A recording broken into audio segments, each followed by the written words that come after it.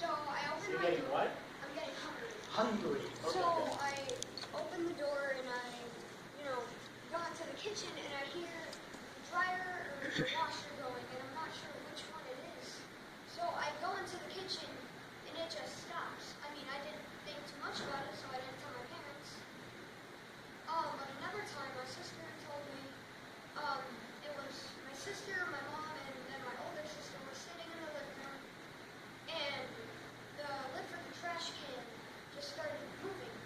Like, when you put it in, I don't know how to It's one of those flip lids? Yeah. Yeah. And it just starts moving.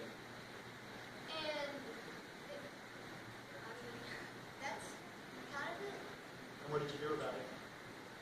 Just thought, Just like with this gentleman over here who was talking, he was tapped on the shoulder. It's kind of like an invitation. You have friends, right? yeah. Yeah. When you met your friends, were you all just playing on the playground, or did you walk up and introduce yourself? How did you meet your friends? Usually they just walk up to me. Yeah. Hey, how you doing? Da da da da. Yeah. It's an invitation to a relationship. The important thing is you didn't go down the road with it and try to, hey, what is this? Let me see what I can get out of this. Let me explore this. This is going to be awesome. That would have been the mistake. Can I ask you though, what made you choose Slender Man as a character? Usually, when I was younger, I had a computer.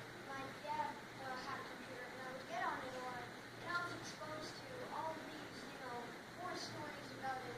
And I discovered Slenderman, and I thought it was so cool. And for the longest time, I liked it, and I wanted to be it for Halloween, but never could. So this year, I decided, hey, how would I be Slenderman for Halloween? Why not? Is Slender Man any scarier than anything else you've seen here today? Besides my hair? Anything scarier than anything else you've seen here today? It's a pretty cool character. Let me ask you a question though. When you go to sleep, do you sometimes see Slender Man in your dreams? No. That's good.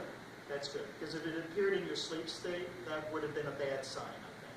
Because when you deal with the paranormal, if you like the mediums I talked about, they have no choice. They have to talk to the spirits whether they like it or not. We're different. If you cannot find an escape from the paranormal, if you can't find a peaceful place from them, you got problems. That means they've infiltrated your life to a point where you have no safe places anymore. That's the beginning. Up to that point is what I refer to as demonic oppression. And at the point where they actually succeed in regarding most of your life, controlling most of your life, that's demonic possession. I want to thank you very much for coming up to talk to me. It's a fascinating story. Give this guy a hand. And seeing as they haven't kicked us out yet, I guess I better keep on going. Who else has got a story they'd like to bring up? The guy whose arm is being mysteriously propped up by somebody else. As if he wanted to and didn't want to, but the guy next to him wanted to do it. It's more of a question. Okay, so, good. Do you feel that lucid dreaming will help you connect more to spirits? Yes. Absolutely. Because if you're already doing lucid dreaming, you're already in the pool anyways. You can't lucid dream without some form of psychic connection. There's a certain line, like I said, unless you're spiritually sensitive, there's a certain line you cross where you have a normalcy and where you're starting to work into their realm. And if you can have lucid dreams, you've already been compromised to some degree. If you're having thoughts that aren't yours, I go through this in the book, by the way. I don't tell many people about it, but since I was in the first grade, I was having these horrific visions. Not thoughts, visions. And for example, I would be like I was in church. And between me and the altar, there would be these images of people, animals being eviscerated in front of me. Not thoughts, images. And you grow up with it, you become used to it, you dismiss it. It doesn't really get in your way, you can dismiss it. But when we started going to a Baptist church in the early 90s in West Virginia, and I was working really, really hard to get right.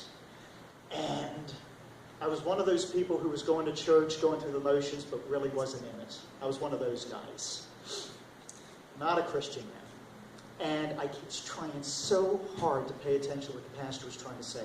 I mean so hard. And every time I tried hard to pay attention, these images would pop up between myself and the pasture. And it dawned on me, it's happening for a reason. It's preventing me from learning. It's preventing me from hearing the word. Scripture says, faith cometh by hearing,